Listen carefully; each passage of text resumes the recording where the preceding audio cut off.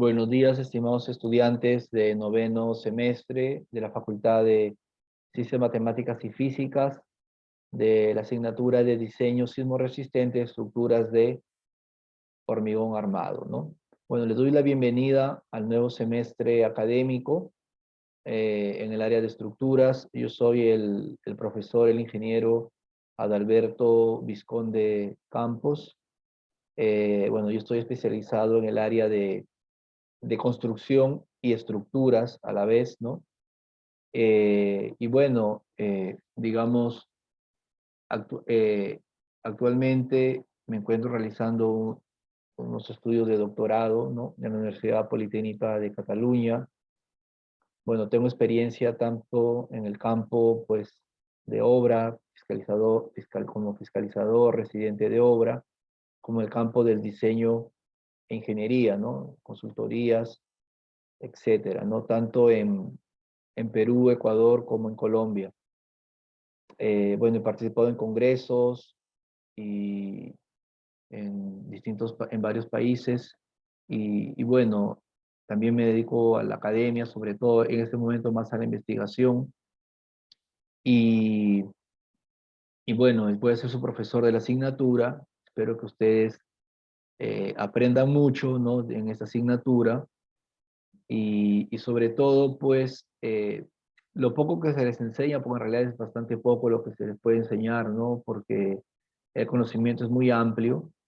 Espero que eso se supla con todos la bibliografía que yo les deje, ¿no? La propia investigación de ustedes mismos, que ustedes mismos hagan, el autoaprendizaje también, su trabajo autónomo, ¿no? Ya depende mucho de ustedes, ¿no? Estamos en una universidad, la universidad es la cátedra del saber, del conocimiento, la investigación. Es muy importante que ustedes se tomen en serio, ¿no? Pues están semestre, en último semestre de la universidad bueno, falta la tesis, ¿no? Y se dediquen también se ilusionen, pues, si no, si hasta el momento, hasta la fecha no han sido buenos estudiantes, pues esta es la manera, este es el semestre en el que pueden reivindicarse, ¿no? Se pueden reivindicar y estudiar, ¿no? Estudiar bien, a conciencia, hacer ustedes los propios ejercicios, el propio proyecto, digamos, ustedes mismos acudir a libros, ¿no? Tengan en cuenta que el conocimiento y no termina nunca, ¿no? No termina nunca y la formación no termina nunca, ¿no? La formación hay que tenerla siempre, porque incluso cuando terminen la universidad y estén ya trabajando en cualquier obra y en cualquier proyecto, siempre tienen que estar acudiendo a libros, tienen que estar capacitándose, tienen que hacer de repente una maestría o doctorado, dependiendo de sus requerimientos, ¿no? Lo que ustedes necesiten. La formación no acaba nunca, ¿no? Entonces, bueno, ya saben, pues, yo conozco a muchos de ustedes, ¿no? He sido su profesor, me parece que algunos en dinámica, otros en estructuras uno o estructuras 2, ¿no? Eh, y bueno, vamos a ver, si bien es cierto, la asignatura es un poco fuerte, pero no es imposible, ¿no? Y tampoco se confíen por estar en el último semestre, no es que tienen el, el- tienen ya comprada digamos, el pase, ¿no? Es como que una persona que va a viajar en avión, por más que tenga comprado el boleto, si a la hora de la hora no cumple unos requisitos, simplemente no puede eh, ingresar al avión, ¿no? No, igual, ustedes están en noveno, y si bien es cierto, están a puertas de finalizar, pues, la, la carrera, pues no significa que necesariamente que, que ya tienen asegurado el pase, ¿no? Con esto no los quiero asustar, simplemente decirles que no se confíen, están en último semestre y tienen que estudiar y darle duro, ¿no? En esta asignatura, ¿no? Bueno, sin alguna pregunta de lo que les he comentado al respecto, ¿no? ¿Todo claro? Bueno, eh, nomás decirles también que pues con respecto a las evaluaciones, pues tendrán lecciones, tendrán trabajos, ejercicios, todo eso, el proyecto, ¿no? Tal vez bueno, todo eso, el proyecto tal vez sea para el segundo semestre, pero bueno, para el segundo parcial, perdón, pero digamos, eso constituye lo que es la gestión formativa y práctica, que equivale, si bien no recuerdo y si las cosas no han cambiado, a un 60% de su nota del parcial, ¿no? Y luego el examen, ya saben que el examen parcial equivale al 40% de su nota y finalmente pues de ahí sale una nota del primer parcial y luego pues lo mismo se repite en el segundo parcial, ¿no? Y me parece que el promedio de los dos parciales tiene que ser superior a 7 y luego quien no pase eso, quien no obtenga ese valor mínimo, tiene que irse al examen de recuperación y me parece que el examen de recuperación ya vale creo que el 60% y el promedio de los dos parciales vale el 40%, ¿no? No sé si ustedes me corrigen, pero eso es lo que yo tengo entendido. Bueno, ¿qué más? Decirles que el aprendizaje, que digamos que todo esto es un proceso, ¿no? La evaluación es un proceso, ¿no? Me acuerdo que a veces por ahí circulaba un meme, ¿no? Un meme creo que era, me parece que era el anterior, bueno, un profesor anterior, antiguo, que ponía lección cero, prácticas cero, ejercicios cero, proyectos cero, examen final 100%, ¿no? Por ahí no se ha circulado un meme, ¿no? Pues las cosas, digamos, eh, ustedes la tienen más fáciles porque en realidad la evaluación es un proceso, ¿no? O sea, hay gente que se queda justamente por eh, por no haber entregado una lección, por haber sacado cero en una lección, o no haber entregado un ejercicio, o no haber hecho una tarea, ¿no? Entonces todo eso suma, ¿no? Y se promedia, y a veces pueden sacar 6.7, por decir, ¿no? Y no pasan, ¿no? Pero lo que pasa es que las matemáticas son las matemáticas, ¿no? Uno no puede estar haciendo mandraques, ¿no? Y las matemáticas son las matemáticas, ¿no? Si sale 6.7, 6.7, sale 6.94, 6.94, ¿no? O sea, no forcemos las cosas. ¿Por qué? Porque la matemática, se supone que el 7 es el mínimo, ¿no? Entonces, bueno, sin más preámbulos, esperando, como les dije ayer, que disfruten de esta asignatura, ¿no? Se trata de que ustedes la pasen bien en la asignatura, ¿no? Que hagan bien las cosas, ¿no? Y vamos a comenzar hablando sobre, bueno, ustedes tienen una asignatura eh, que es ingeniería sísmica, ¿no? En ingeniería sísmica, pues ahí imagino que le van a hablar un poco más de los sismos, ¿no? Con el ingeniero Moncayo. Y bueno, yo tenía unas diapositivas de ingeniería sísmica, pero vamos a ir directo, digamos, a hablar ya de los sistemas estructurales resistentes, ¿no? Para no, ¿por qué? Porque ya estos temas del origen de los sismos, pues se lo vamos a dejar al ingeniero Moncayo, ¿ya? Vamos a comenzar ya de una con este tema. Tengan en cuenta que, que la ingeniería no solamente es la ingeniería civil, la ingeniería sismo resistente, no solamente es hacer ejercicios, hacer problemas, hacer cálculos numéricos, ¿no? Todo va lleno de mucho conocimiento, de mucha teoría, ¿correcto?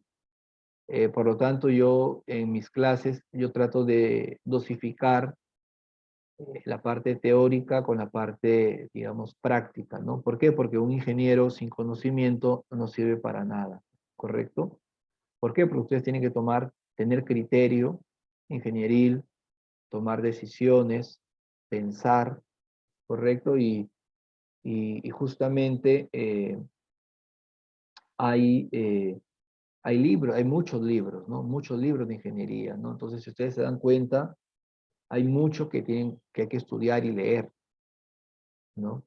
Entonces, no me pueden decir no sé, que a veces es muy teórico o es muy práctico, etcétera, ¿no? Sino que tiene que haber una dosificación de ambas partes, ¿no?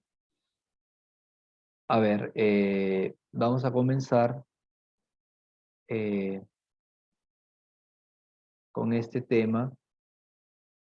Bueno, también decirles de que yo suelo nombrar dos delegados, ¿no? Voy a nombrar a dos delegados ya, más o menos. Ya les diré la próxima clase, ¿no? Quiénes podrían ser, ¿no? Generalmente de manera aleatoria, pues eh, nombro algunos, ¿no?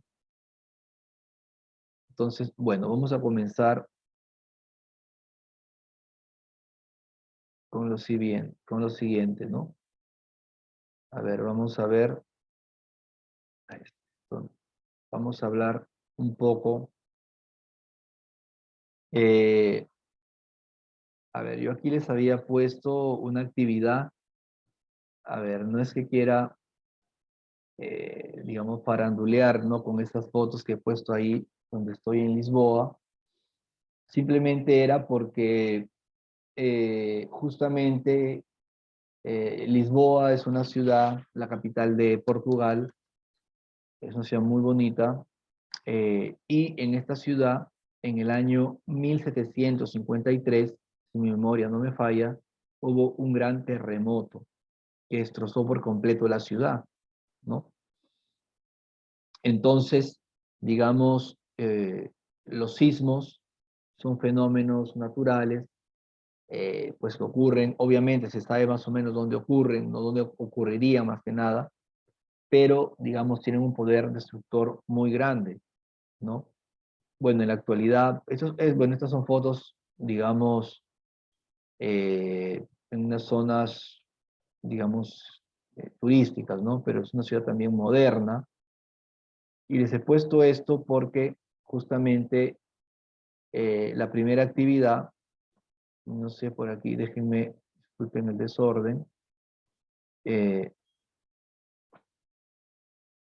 justamente la primera actividad era pasarles un video justamente del terremoto de Lisboa. Ay, uy, no, creo que no, el link lo debía tener por aquí, y no lo tengo, pero ya mismo se los paso, ¿ya? Perdonen, pensaba que tenía el link aquí, ya mismo se los paso. Se los paso el video, ¿ya?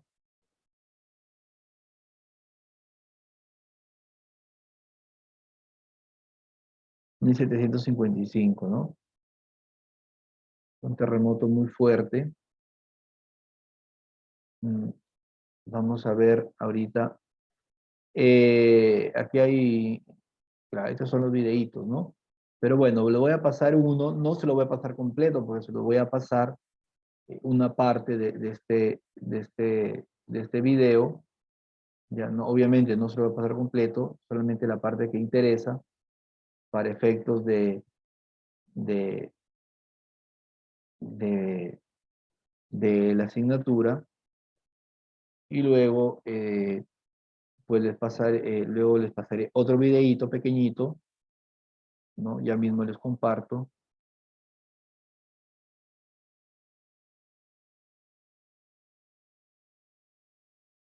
El gran terremoto de Lisboa. ¿Escuchan el audio? Sí, ingeniero. Sí, Ya, ingeniero. ya, muy atentos, ¿ya? Fue la mayor catástrofe natural que sufrió Europa en toda su historia. No solo sacudió al continente, sino que transformó el pensamiento de la época. La luminosa mañana de otoño del 1 de noviembre de 1755, la muy bella, rica y devota ciudad de Lisboa celebraba el Día de Todos los Santos. Los lisboetas tenían mucho que agradecer a Dios y a San Antonio, patrono de la ciudad.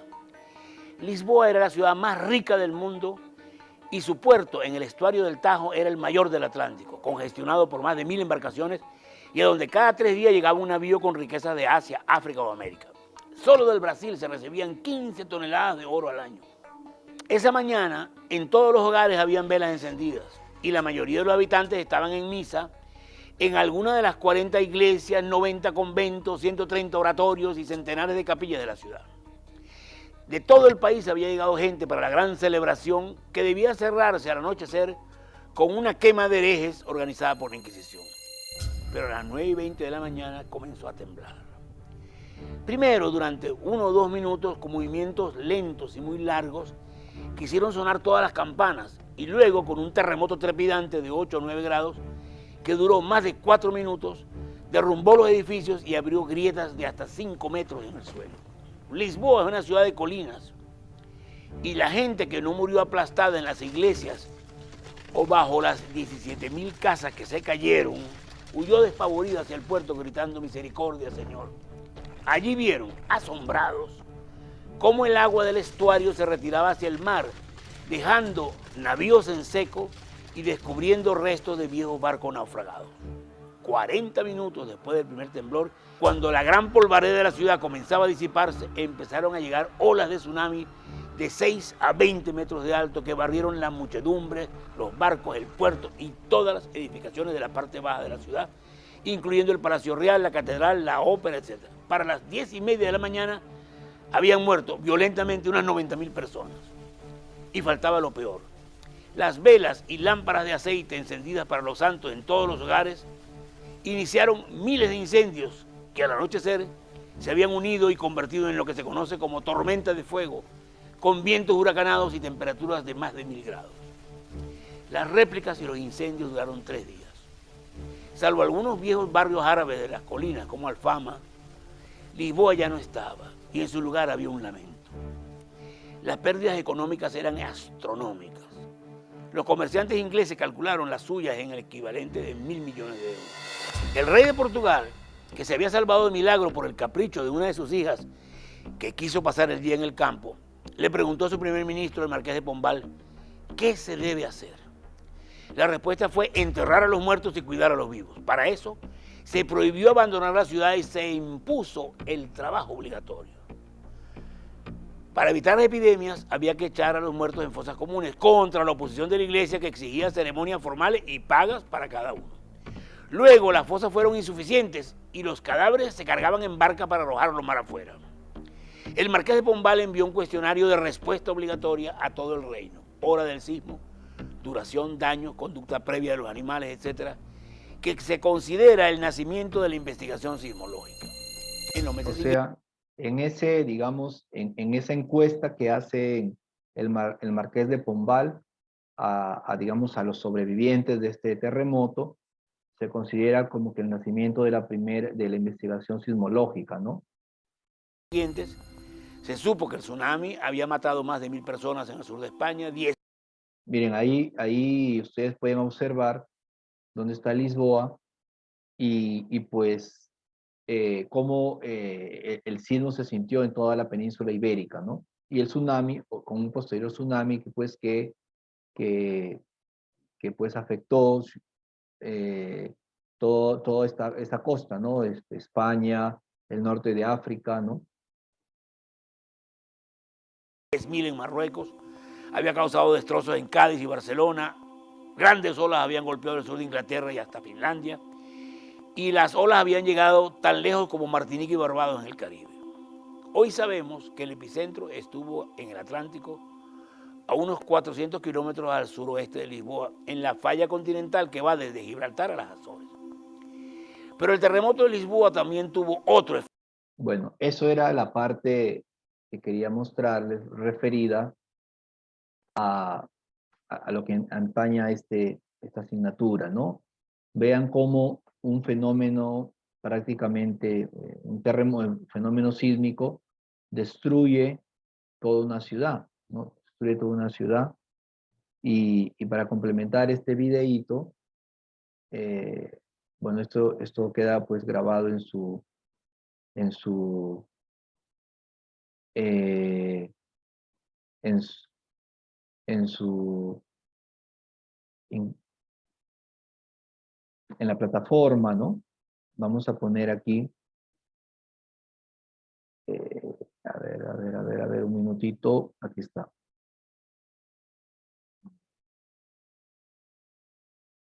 Déjenme ver si este es.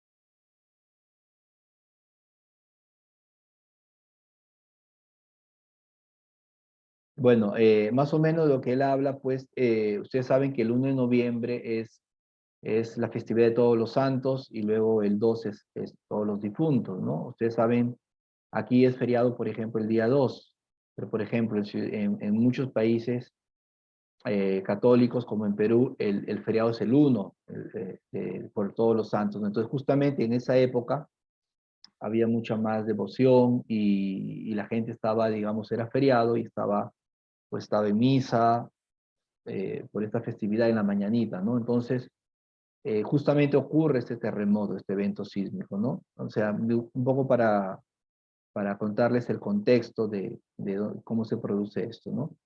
Y luego, aquí está lo que quería mostrarles. Eso está en portugués. Espero que,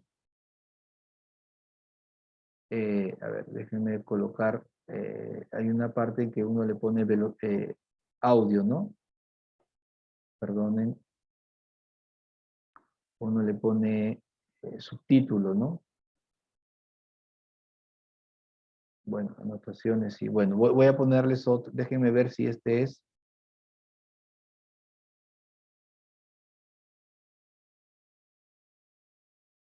Déjenme.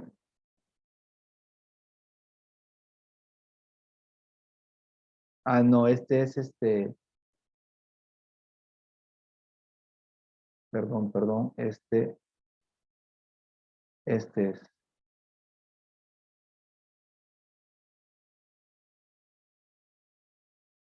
un minuto. Ya, ya di con el video. A ver, miren aquí otra más.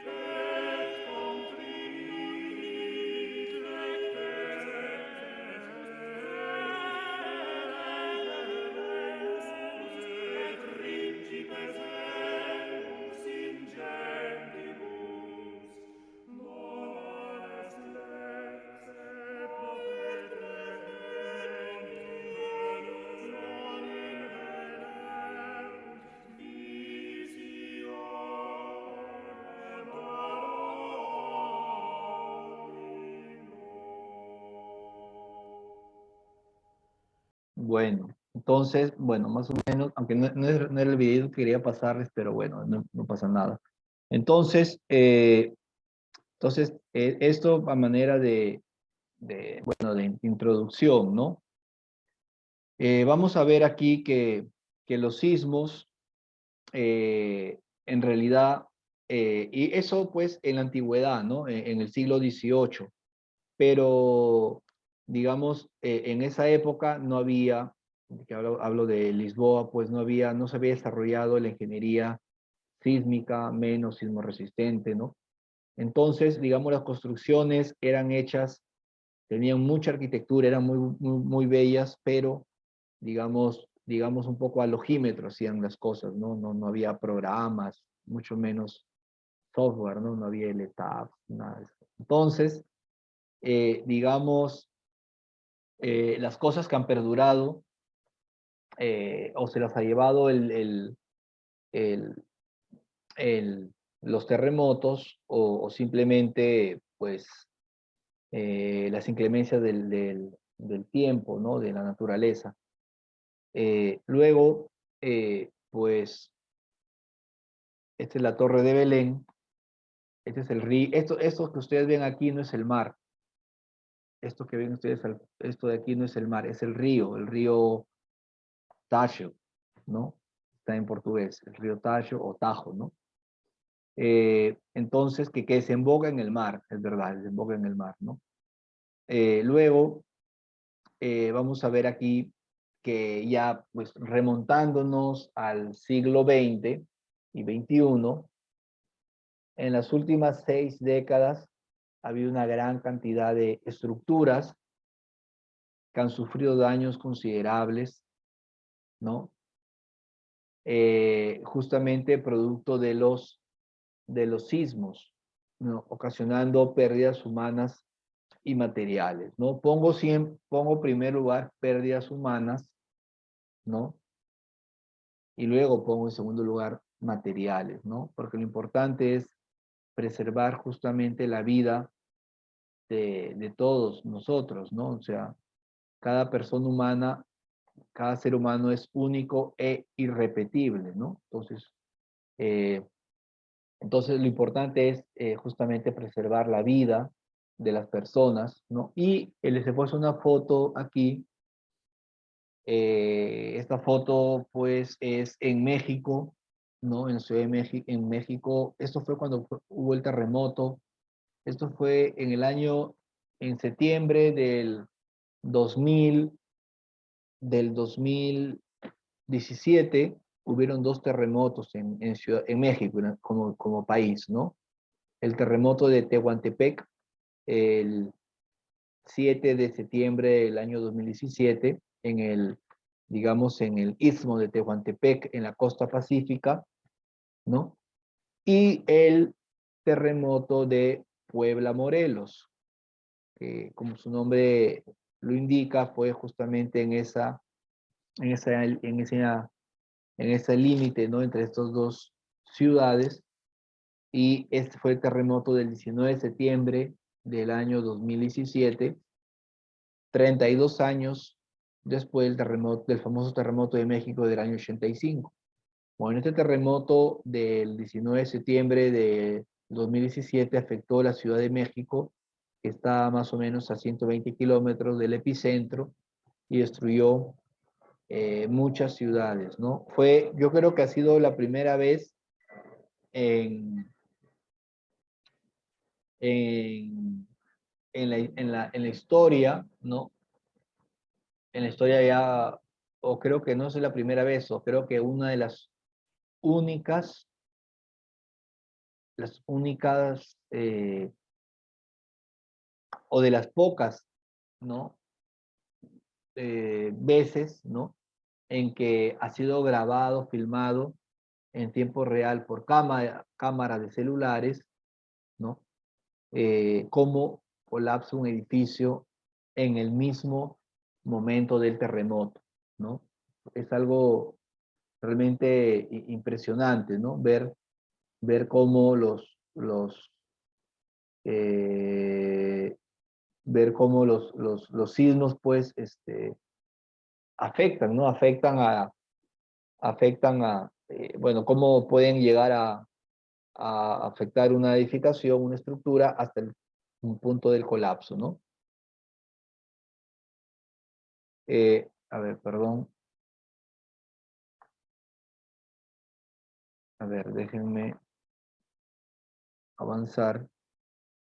Muchos de ellas, o sea, de las edificaciones, fueron diseñadas con normativas vigentes, pero también hubo informalidad, ¿no? Como en toda Latinoamérica, existe mucha vivienda de autoconstrucción, ¿no? Hay mucha vivienda de autoconstrucción y esto lo he visto en muchos países, ¿no? En Perú, aquí en Ecuador, eh, en México también, ¿no? Y, ¿Y por qué? Pues porque a veces por reconstruir es caro, ¿no? Y a veces las familias también, obviamente hay que entender la situación socioeconómica, a veces pues van por lo barato. Entonces van pues contratan un maestro pues para que les ayude a hacer las cosas, ¿no? El estudio de la respuesta sísmica es un gran reto de la ingeniería civil para conseguir edificaciones con un poco riesgo sísmico. De eso se trata, ¿no? O sea, tenemos un reto entre manos y terremotos van a haber siempre, ¿no? Terremotos van a haber siempre, ¿no? La, la, la mañana de hace 3 días, ¿no? Del domingo pasado, a todos nos despertó el terremoto que hubo en Perú, ¿no? Por suerte, bueno, que ese terremoto pues, sí ha traído un poco de daño y destrucción, pero como fue en el oriente, fue un terremoto profundo, ¿no? Me parece que a 100 y pico kilómetros de profundidad, ¿no? Es que generalmente no sé si, no creo que sea una falla, puede ser, pero puede ser justamente en la zona de subducción, ¿no? Pero ya, digamos, en la parte ya muy profunda, ¿no? Entonces, por suerte que por ser profundo, un sismo profundo, pues no ha habido mayores daños, pero ha sido de 7.5, ¿no? Bueno, el riesgo es la convolución de dos cosas, ¿no? Amenaza versus vulnerabilidad. Y vuelvo al video de Lisboa, que todo lo tienen fresco, ¿no? Cómo se destruye la ciudad, cómo en el segundo video se ve. Obviamente eso es una representación por computadora, ¿no? De lo que hubo aquella mañana del 1 de noviembre de 1755. Obviamente en esa época no había televisión, no había cámara filmadora ni nada, mucho menos drones para que hayan filmado en el acto, ¿no? Todo el daño. Eso ha sido hecho, es ¿cómo le llaman a eso? Un- Recreación. recreación por computadora, exacto, del evento, ¿no?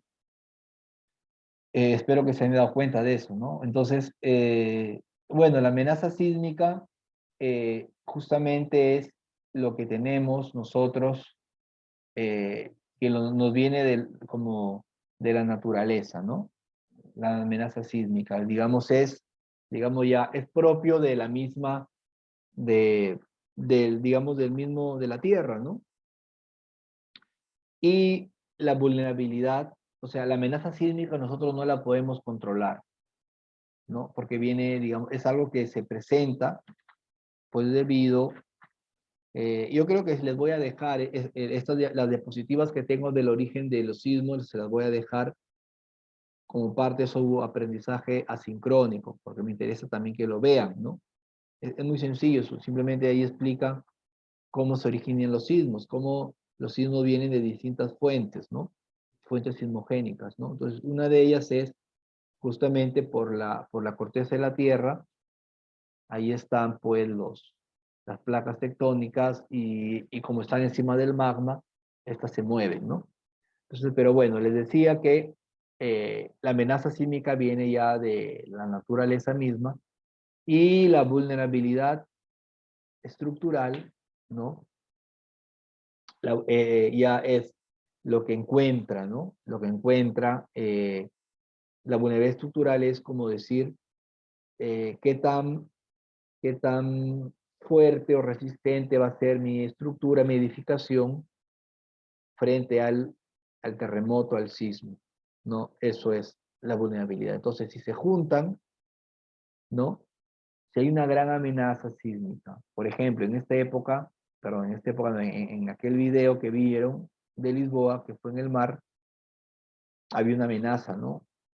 Un contacto de fallas.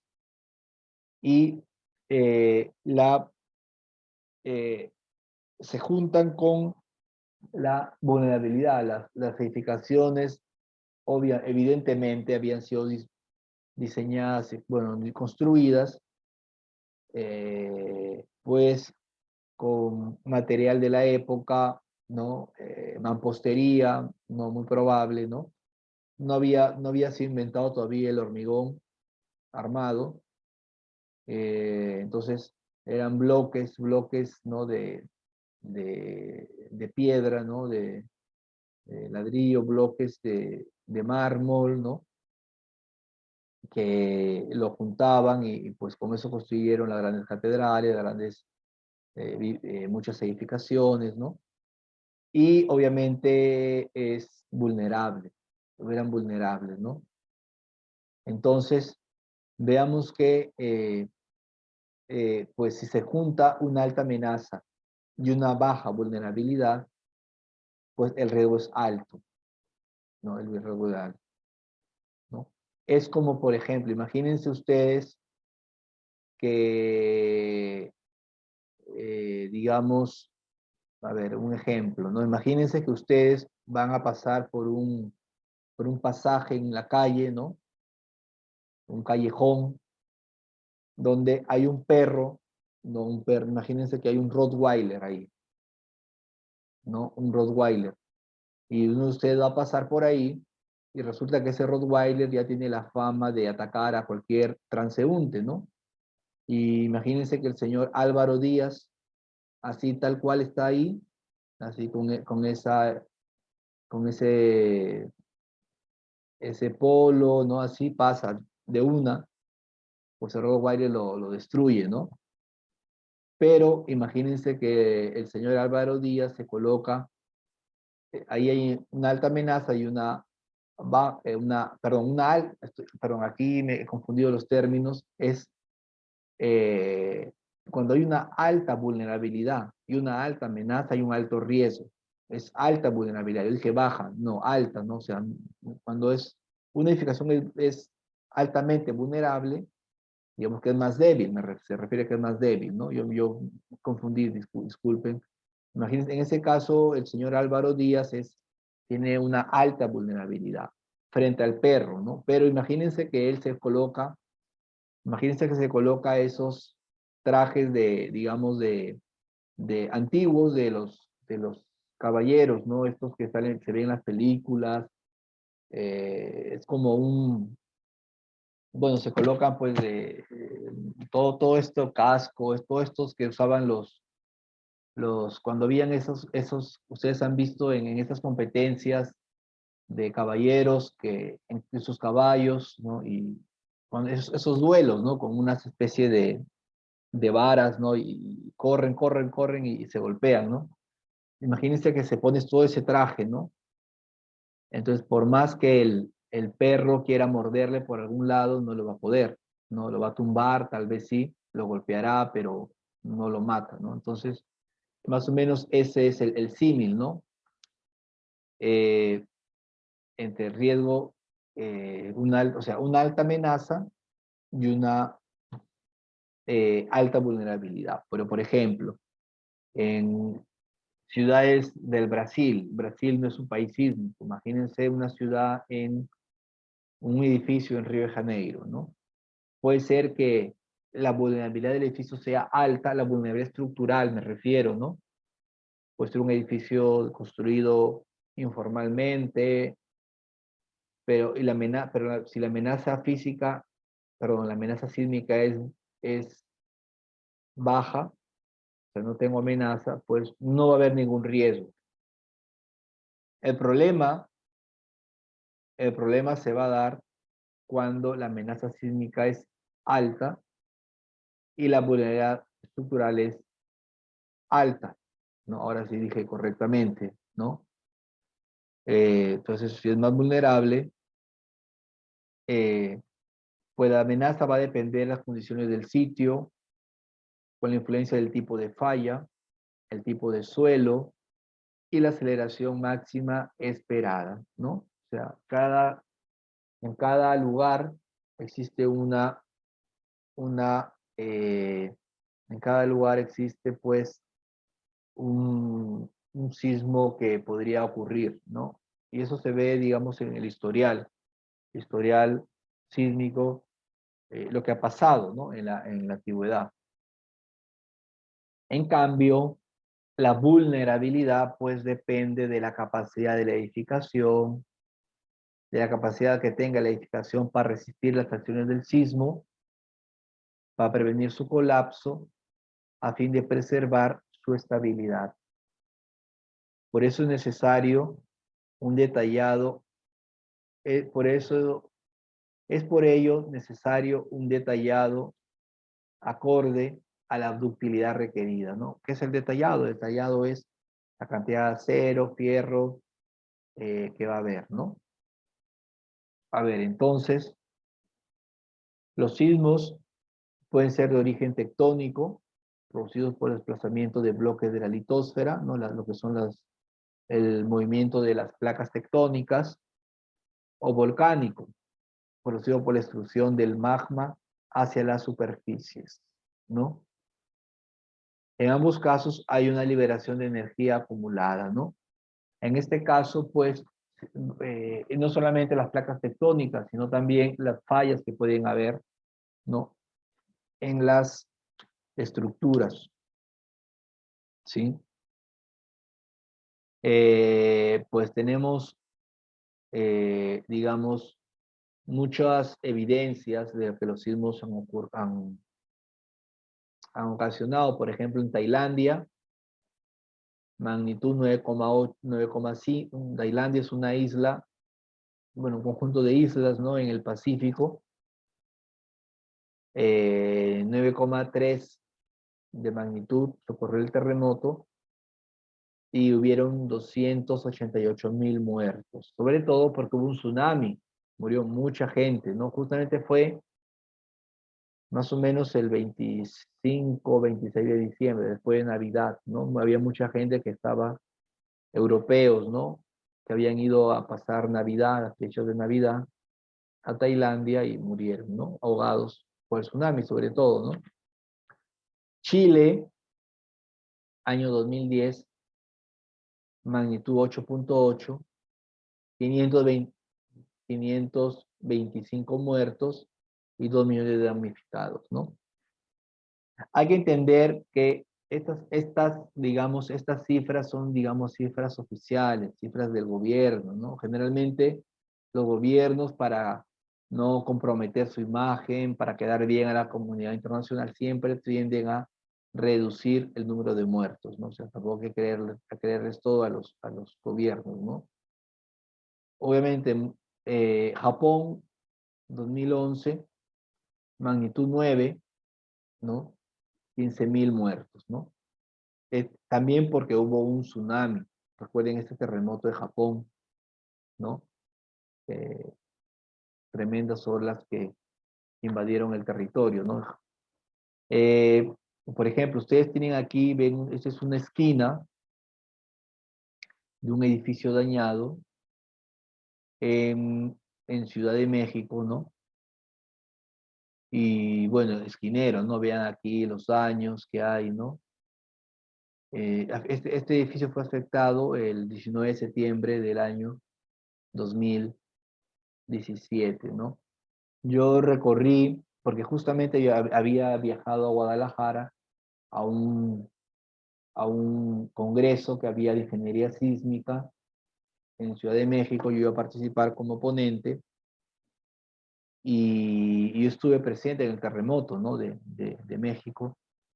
pero digamos, no lo sentí, para ser sincero. No lo sentí no porque no haya sido fuerte, sino que porque yo estaba justamente ese día, el Congreso empezaba el miércoles 20 de septiembre. Y el martes 19, un día antes, yo había tomado un tour ese día a Taxco y Cuernavaca, ¿no? Entonces, justamente estábamos de camino a Taxco y habíamos estado en Cuernavaca y la van donde íbamos, ¿no? Habíamos turistas de varias ciudades, de varios países, de Colombia, recuerdo de Perú, mmm, bueno, y otras ciudades más, de otros países más. Entonces, el terremoto fue a la 1:14 de la tarde y nosotros de pronto nos íbamos por la carretera rumbo a Taxco y la furgoneta era una furgoneta grande, estas turísticas, y pues ustedes saben que pues el, uno ve movimiento, ¿no? Entonces, de pronto, y uno iba atento a lo que el guía iba diciendo, el guía iba de copiloto y el guía iba hablando pues de no sé qué, hablando un poco de lo que íbamos a encontrar en Taxco. Es más, íbamos a almorzar en Taxco, ¿no? Íbamos a almorzar. O sea, el paquete incluía almuerzo allá, ¿no? Dicen que Taxco es famoso porque hay mucha artesanía de plata, ¿no? Y también es una ciudad muy bonita, colonial, etcétera, ¿no? Entonces, eh, a eso de la 1:14 fue el terremoto, nosotros ni idea teníamos, porque obviamente la furgoneta va moviéndose, ¿no? Además, como había curvas, porque era en la sierra, ¿no? Y había curvas, uno pues yo ni se enteraba, ¿no? Pero de pronto, digamos, en la carretera, la furgoneta empezamos a encontrar, ¿no?, pedazos de roca que estaban caídas, entonces nos sorprendió y justamente recuerdo que el copiloto decía, pero acá esto está muy mal, ¿cómo es posible que las autoridades no le den mantenimiento a la carretera? Como si las rocas hubieran estado ahí de hace varios días, ¿no? Y eran pedazos de rocas que se habían desprendido, tampoco eran muy grandes, eran pequeñas, ¿no? Se habían desprendido por producto del terremoto, ¿no? Y obviamente uno no lo sintió, los que íbamos en la furgoneta no lo sentimos porque la furgoneta pues va curveando, etcétera, ¿no? Entonces, y de pronto empiezan a llegar a las personas que estaban ahí, y habían algunos mexicanos también, empezó a llegar, yo estaba, por ejemplo, estaba sin internet, ¿no? Porque cometí el error de no comprar un chip, ¿no? Entonces estaba sin internet, estaba incomunicado, y de pronto empezaron a decir, y también creo que de la base de la empresa turística se comunicaron con el piloto y les dijeron que no había, que no continúen, que volvamos a Ciudad de México, ¿no?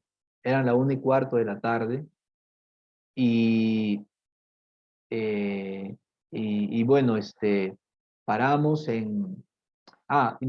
nos detuvo una unidad, un patrullero, ¿no? de la Policía Federal, un carro de policías nos dijo que no continuemos porque estaba más adelante la carretera estaba bloqueada porque ha habido derrumbe, pero no nos dijo más, ¿no?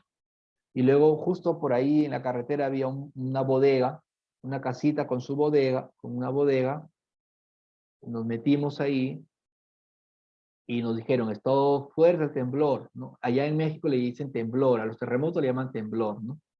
Y también pasaron por ahí unos campesinos con un machete, ¿no? Dijeron, ha habido un temblor, no sé qué. Entonces la gente que tenía celular empezó a tratar de ver, les llegaban mensajes de WhatsApp y nos enteramos pues que había habido el terremoto y habían fotos de Ciudad de México como que salía humo, ¿no? Que eran edificaciones que se habían caído, ¿no? En ese momento El piloto nos dijo que no podíamos continuar hasta Tasco, teníamos que volver a Ciudad de México. Y bueno, lo que habíamos demorado en llegar a esa zona, ¿no? Al final llegamos a México a las 6 de la tarde, ¿no? Porque la carretera estaba interrumpida. Cuando llegamos ya al sur de la ciudad, había un tráfico espantoso, no se podía llegar. Y bueno, ya ahí terminó la historia, ¿no? Pero bueno, ¿para qué? Espero que no se hayan aburrido con la historia. ¿Qué ha ocurrido con estas estructuras para que se produjera su colapso? ¿Qué hemos aprendido de estos eventos sísmicos? ¿No? O sea, me refiero a eventos sísmicos que han pasado, ¿no? Como estos, ¿no? ¿Somos realmente capaces de estimar la demanda sísmica? ¿Son más seguras las edificaciones diseñadas en la actualidad? A ver, yo quiero que piensen y voy a preguntar aleatoriamente a cualquiera de ustedes, cualquiera que me responda a cualquiera de las preguntas. Quiero que ustedes participen, ¿correcto? A ver, señorita Lisbeth Estrada. A ver, ¿qué ha ocurrido con estas estructuras para que se produjera su colapso? Me refiero a estructuras que hayan colapsado en el momento del sismo. La cimentación no era muy buena, tal vez. Puede ser. Ya, ¿qué más? La cimentación, ¿qué más? Ajá. Se pierde la ductilidad de los materiales en un sismo. Ya, ¿qué más?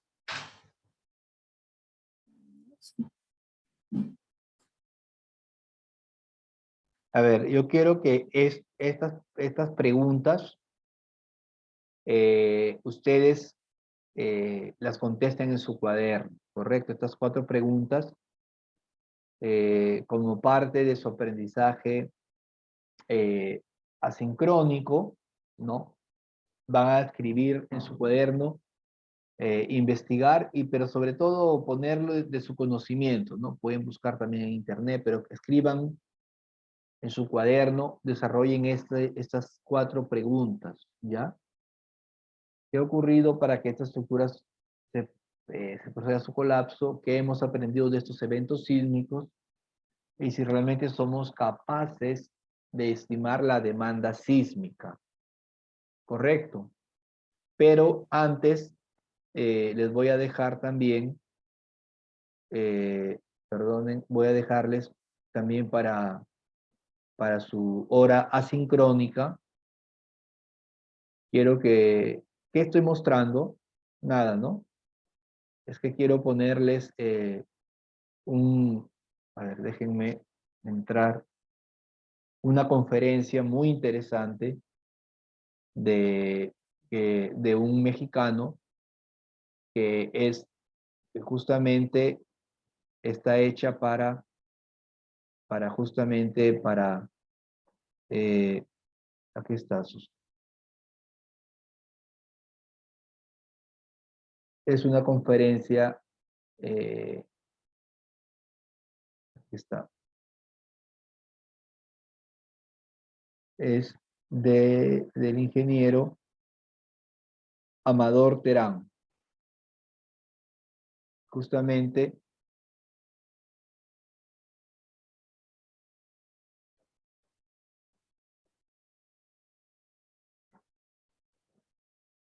ya, aquí está. Esta conferencia quiero que ustedes, demora 2 horas, y quiero que la estudien, la comprendan, ¿correcto? Y de aquí les voy a tomar una lección también de esta conferencia, ¿ya? Entonces, les voy a poner el link para que en la hora que queda ustedes comiencen a ver esta conferencia, ¿ya? Es muy interesante. Hay muchos conceptos que prácticamente es parte de lo que ustedes van a aprender conmigo también, ¿no? Y les voy a hacer preguntas a la siguiente clase, ¿correcto? A ver, voy a colocarles ahorita el link lo estoy colocando ahorita en el chat. Entonces, en esta hora sincrónica, ustedes van a, en primer lugar, ahí está el chat. Por favor, ingresen al link, y porque cuando acabe la clase, ya en unos segundos, ustedes tienen que quedarse mirando en su casa ese video, ¿ya? Porque voy a tomar una lección de este video, ¿ya? Entonces, por un lado eso, y por otro lado, en su cuaderno, escriban esas 4 preguntas que están ahí, ¿no? Por favor, anótenlas ahorita porque, a ver, ¿dónde están ustedes? Estas diapositivas, como todavía voy a demorar en colgárselas, se la voy a pasar por un link ahorita en este momento también, ¿no? A ver, bajen por favor estas diapositivas y ubiquen la diapositiva donde está ese link, Ingeniero, disculpe. esas El link, preguntas. el link Pero, no sale, ingeniero. ¿cómo que el link no sale? En el chat no. Sí, a mí tampoco me parece, ingeniero. A ver. Ah, ¿no aparece? No, no se puede visualizar. No, no aparece, ingeniero. A ver, aquí ese link, el link de ahorita, es el link de la diapositiva de la clase de hoy, de la que hemos avanzado, no hemos cubierto todo. Y el video de YouTube de esta conferencia es una conferencia en el marco de las Jornadas Internacionales de Ingeniería Sísmica y Sismología, que en noviembre, hace un año, en noviembre del año pasado, hicieron en Bolivia, porque en Bolivia van a hacer una normativa. Ya, aquí está el link de Y de las YouTube. diapositivas sí se puede ver. Ya, ahí está el link. ¿Ya lo vieron? Acabo de colocarles el link, por favor, entren. Se quedan con ese material, Ahí ¿correcto? sí, ingeniero. Ya, se queden con ese material. Y eso es todo por hoy. Y nos vemos el día de mañana en A0, ¿correcto? Yo en el transcurso del día colgaré la clase de hoy, ¿ya? Bueno, ahí quédense resolviendo esas 4 preguntas, investiguen también, ¿ya? Y bueno, ¿alguna duda, pregunta antes de terminar?